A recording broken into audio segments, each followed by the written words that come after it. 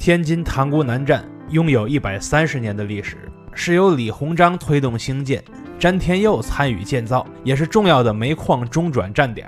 它曾被八国联军、日本侵略者先后占领，而在新中国成立之后，又成为了几代天津人的共同回忆。大家好，我是徐工，这次一定点关注，下次旅行不迷路。今天带着各位一起逛逛塘沽南站。如今的塘沽南站看起来实在是不起眼，不要说和东站、西站、南站这些大站比，就是和郊县的小型站点比起来，也显得陈旧落后，大有不如。可在之前的100年岁月里，它曾是连通水路、盘活经济的重要枢纽。早在1881年洋务运动期间，为了方便运输煤矿，李鸿章推动修建了塘徐铁路。参与修建的人呢，就包括大名鼎鼎的詹天佑。后来铁路进一步延伸到了天津，视为京沽铁路。天津在世界这一端，塘沽在世界另一端，此处便有了塘沽火车站。在铁路的加持下，唐山的煤矿如同动脉鲜血一般，在水旱两路上被输送到四面八方，化为四方工厂里的滚滚浓烟。那是洋务运动昙花一现的光芒，历史的车轮隆隆碾过，塘沽火车站也是其中的见证者。1900年，八国联军占据了塘沽站，用这里的货车运物运人。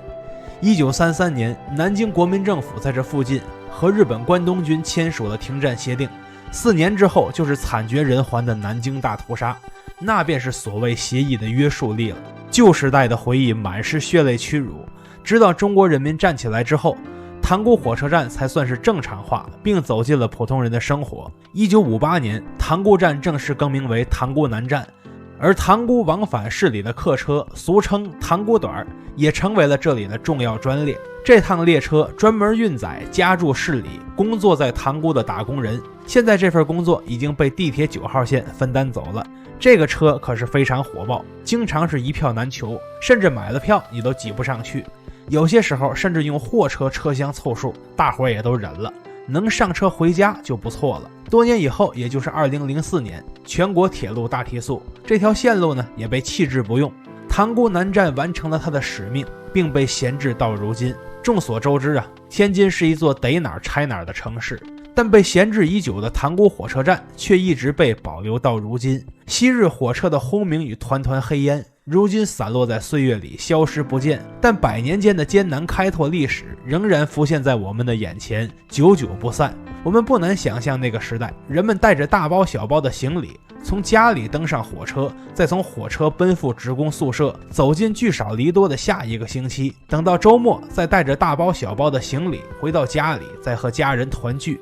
城市的每一段兴旺与繁盛的历史都和交通运输密不可分，无论在旧时代还是新时代，塘沽火车站一直是工业发展的大动脉。虽然如今的塘沽南站已经成为城市水泥森林中一个不起眼的小角落，可那斑驳的白墙、褪色的红瓦、安静的河流，仍然铭记着往昔逝去的历史。那是一座工业城市的100年运输史。看到这里的朋友，记得一键3连加关注，和徐工一起读城，一起旅行。100年之前，天津武术家霍元甲不动一拳一脚，就把俄国大力士斯契凡洛夫、英国大力士奥比因吓得落荒而逃。这不战而胜的辉煌战绩，使霍元甲从此名震天下，甚至在100年后的今天，世人仍然传唱着他的丰功伟绩。大家好，我是徐工，这次一定点关注，下次旅行不迷路啊！我在这个地儿是霍元甲纪念馆。一会儿咱们来好好逛一逛这个景点啊，看看霍元甲的一生。那个一张票是30啊，他写的是60，不知道怎么能给了个优惠票，咱们进去看一看。如果按照初始的剧本来看，霍元甲不像是个武林高手的样子，因为他小的时候身体不是很好，所以家里人不想让他学武。毕竟那个时代的丛林法则比现在还要野蛮，如果不会武功也还罢了，霍家是堂堂的武林世家，如果把武功练成了半吊子，那轻则被人笑话，重则可能丧命。但是霍元甲自己很有主意，家里不让学，他就偷着学，自己悄悄练。后来他父亲知道以后，虽然有点不情愿，但还是决定教他武功。这一下子可不得了，他20多岁的时候，武功已经超过了自己的所有兄弟。在此之后，霍元甲甚至把家传的密宗拳逐渐升级为霍家独特的迷宗拳。在武学的成就上是青出于蓝胜于蓝，这咱不服不行。无论是学文还是习武，天分高的人就是不一样。霍元甲和自家兄弟比起来，身体基础本身就差，起步还比别人晚，但成就却远高于他们。那背后的原因就只有一个：天赋异禀。这咱不是瞎说啊。他在药店打工的时候，能扛得动上千斤的药材。那时候的斤和现在的市斤一样吗？如果一样的话，那也太吓人了，深蹲500公斤呢。无论这个重量单位该怎么换算，我们起码能确定一个事实：别人挑不动的他能挑，别人拿不了的他能拿，别人能搬的他能搬，别人不能搬的他更要搬。这就是霍元甲有口皆碑的霍大力士。霍元甲打工的地点是怀庆药店，这家药店的掌柜不是别人，正是大名鼎鼎的农敬孙。大多数与霍元甲相关的影视剧都不会漏掉这个关键人物。农敬孙曾经在日本留学过，在与孙中山的接触中增长了很多见识，他把自己的所见所闻都分享给了霍元甲。这不仅让霍元甲大开眼界，还让他明白了一个道理：拳脚只能打倒眼前的1-2个人，但如果要做更多的大事，光靠拳脚是绝对不够的。从那时起，农敬孙就成为了霍元甲的好朋友兼经纪人。他打败外国大力士，就是农敬孙对接来的机会。1901年，俄国大力士斯奇凡洛夫在天津悍然声称打遍中国无敌手，还嘲讽中国人是东亚病夫。然后农敬孙就带着霍元甲来约战，结果比武当天还没等开打，斯奇凡洛夫直接就怂了。霍元甲那可是能深蹲500公斤的人物，如果要是让他踢上一脚，那可不是闹着玩的。既然如此，我认输保命行不行？在霍元甲等人的要求之下，斯奇凡洛夫公开登报认输，之后便离开了天津。1909年，英国大力士奥比因在上海摆下擂台，又一次嘲讽中国人是东亚病夫，很长时间之内都没人挑战。农敬孙知道消息之后，就又把霍元甲推荐过去了。结果怎么着？到了比武那天，奥比因压根就没敢来，连夜带着行李跑路了。影视剧为了精彩好看，还特意设计了霍元甲用拳脚刀枪打败西洋武术家的场面，但真实的历史是，霍元甲压根没动一拳一脚，单是他的名字就足以把这些西洋大力士吓跑了。而霍元甲在声名鹊起的同时，却并未想到他已经在不知不觉之间走进了一个更加凶险的陷阱里。至于霍元甲的命运如何，我们未来在探访霍元甲陵墓时会做进一步的讲解。看到这里的朋友，记得一键3连加关注，和徐公一起读城，一起旅行。根据很多影视剧的描述，中国武术家霍元甲在和日本人打擂台的过程中，先是被日本人暗中下毒，然后在擂台上毒发，最终壮烈牺牲。这个说法是几成真几成假呢？而霍元甲在去世之后，又给我们留下了哪些精神遗产呢？我们将在霍元甲的陵墓之旅里找到答案。大家好，我是徐公，这次一定点关注，下次旅行不迷路啊！我在这个地儿是霍元甲的陵墓。它的这个位置就在霍元甲纪念馆的旁边啊，非常好找，一看这个构造就能看出是陵墓来，尤其是用无人机看的时候非常清晰。看这是霍元甲墓的文保牌子啊，在霍元甲的那个纪念园的最里边，这儿是免门票的。1909年，霍元甲约战英国大力士奥比因。虽然奥比因四肢发达，但是他一点都不傻。如果和霍元甲真刀真枪的打，他肯定不是对手。所以奥比因逃之夭夭，霍元甲不战而胜。在此之后，又有一伙日本柔道高手来约战霍元甲。这伙人真的来参赛了，但仍然不是对手。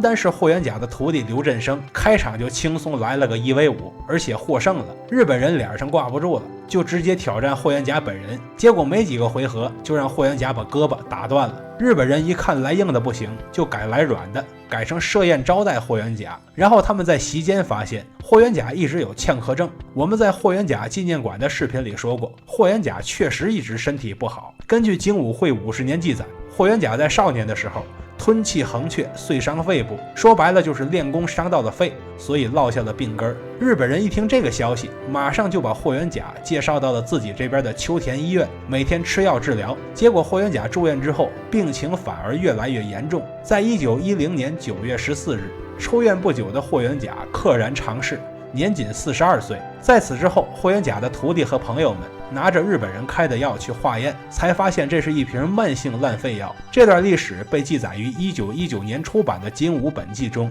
总体来说是真实可靠的。所以日本人毒死霍元甲这个事儿是真实存在的，但真实的历史和影视剧的出入不小。真实的历史是台下中毒，不是影视剧作品中的擂台上中毒。他们之所以要这么改编，是为了更好地调动观众的情绪。大家会为台上的霍元甲揪心，为他打败日本武士的胜利而开心，为他的壮烈牺牲而痛心，为近代中国的百年屈辱史而忧心。喜悲惊忧的情绪交织在一起，就是一幕让人印象深刻的悲剧。也正因为此，霍元甲这个悲剧英雄的形象才能在世间长存，生生不息。虽然霍元甲去世了，但他生前所创办的精武会却被农敬孙等人一路维持了下来。霍元甲时年16岁的长子霍东阁也毅然放弃了学业，并成为了精武会的中流砥柱。精武会带给学徒们的教义不只是让他们习武强身健体，更促进了他们在乱世中觉醒，并认识到民族的危难局面，这是民族意识前进的一大步。在任何一个危亡的时代，总要有人担负起这份社会责任。或许你我都无缘成为这伟大的人，但我们至少可以记得，那个曾经一肩担起练武强国责任的人，就长眠在这坟茔里。他所留下的精神遗产，是任何毒药都不能摧毁的人间英雄气。看到这里的朋友，记得一键3连加关注，和徐工一起读城，一起旅行。不知道是不是因为刚刚阳康，还是因为今年的冬天太冷，我感觉自己的脑子都转不动了。给这个地方写介绍文案这件事儿，整整花了我1天的时间，找资料不易，求个3连吧。大家好，我是徐工，这次一定点关注，下次旅行不迷路啊！我背后这个地儿就是一国驻军司令部旧址，一会儿咱们好好逛一逛这。我们看这文保牌子，一国驻军司令部旧址，不过里边是单位啊，咱现在不能进去了，就只看看这个房子外围吧。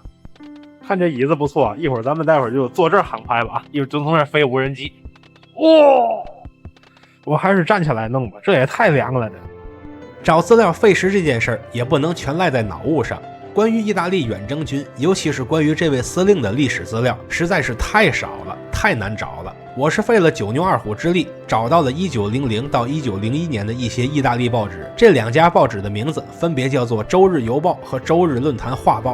找到这些资料之后，我才算是认识了意大利远征军司令的名字。当时的意大利远征军是坐着3艘战舰来的，这位远征军司令是其中1艘战舰上的军官文森佐·加廖尼上校，时年44岁，长这个样子。这些小洋楼应该是他和他部下的办公地点了。在那个时候，远征军从意大利到中国需要途经的地方包括塞德港、亚丁湾、科伦坡、新加坡以及中国香港、上海和大沽口，全程约9181海里，需要耗时2个月。当时的意大利人对中国的认知很浅，以为中国全年都像非洲一样炎热，所以他们的军队在出发时只穿了普通的布制军服，根本没有携带过冬的衣服。而随军采访的记者也认为战争不会持续太久，只要教训了义和团，找大清索要的赔偿，顺道保护一下殖民地的工厂，这战争就可以结束了。等意大利军队登陆中国时，八国联军早就占领北京城了，所以意大利军队基本上没参与前期的战争。不过人家记者没这么写，他们说自己的军队英勇非凡，在战争中大获全胜，无人伤亡。是啊，你打都没打，怎么伤亡呢？意大利记者还说了，在八国联军打入北京之后，开始大肆抢夺财物，宫殿里大批的青铜器、陶器、橱柜、布料、漆器、兵器、兽皮基本上都被抢走了。但是我们意大利人也曾经被外国人吞并过疆土，也曾经被侵略者抢了很多东西，所以我们的人对战败的清朝是感同身受的。也正因为此，我们绝没有参与这一类的抢夺。你看那些英军里的阿三，还有那些哥萨克士兵，他们看见什么抢什么，简直是太野蛮了。事实上是否如此呢？这份画报里的另一张图片出卖了他们。这画报里的意大利人抢了很多石狮子，在运回意大利之前还要合影留念，这就很能说明问题了。因为意大利人来的比较晚，所以他们没捞上抢其他的东西，只捞到了几个石狮子。在他们的眼里，这就叫没抢，这就是侵略者所谓的感同身受了。在1901年，一部分意大利远征军带着战利品回到了本土，而余下的一部分士兵则随同驻军司令一直驻扎在这里，直到2战时才撤回本土。而这司令部的旧址正是意大利远征军在天津的遗存，它仍可以见证100年前那段积贫积弱的屈辱史。看到这里的朋友，记得一键3连加关注，和徐工一起读城，一起旅行。拥有100多年历史的小站练兵场，是袁世凯的发迹之处，也是4位乱世总统的毕业之所。这是小站练兵园的正门了吧？大家好，我是徐工啊。这次一定点关注，下次旅行不迷路啊。我在这个地儿是天津的小站练兵园，也就是当年袁大头练兵的地方。这个地儿票价是50块钱一张啊。原本我都买好了票了，结果呢，因为没有72小时核酸进不去，咱们待会儿就派无人机进去转一转，看看里边都有什么。此之外呢，我也带着大家逛逛小站练兵园的外围啊，咱们从外边看看护城河，看一看城墙。河就是护城河了吧？然后上面就是城墙啊，可惜今儿咱们上不去了。这是它附近的房子，都是按照这个古风建造的，不知道是当初留下的还是后来新建的。不过我看前面的商业街大致也是这样的画风啊，大概率是新建的。这是正门两边的大炮啊，小站练兵站两边有好多小店，不知道生意怎么样。一般来说，看一个景点发展的怎么样，主要是看它的变现项目怎么样。它这个变现项目其实不少，除了前面那个商业街之外，还有一些个像什么真人 CS 呀，还有付费的弓箭项目啊。说到弓箭，我当初第一次玩弓箭还是从蒙古那边玩的。如果早知道家乡的小站有这个项目，还用得着去那么远吗？这才是早知有小站，何必去草原。看这城楼上的旌旗，那个时代就是你方唱罢我登场，城头变换大王旗，大清已经约束不了任何人了，真的是谁有拳头谁就是草头王。清末民初是一个风雨飘摇的时代，也是枭雄如云的时代。乱世之中，人命贱如草芥，一个人能在乱世做到多高的位置，要看个人的能力，也要看个人的圈子。只有靠近了已经发迹的人，才有望和他一起发迹，不然这小站的区区7000官兵里，就不会密集的出现4位总统了。小站这里的兵营原本驻扎的是李鸿章旗下的淮军，后来袁世凯在此基础上又招募了很多新兵，高薪聘请了外籍教官，征召了自己的亲信幕僚，沿用了德国陆军的建制操典，还建立了教授近代军事的随营学堂，说他是中国近代陆军的鼻祖，毫不为过。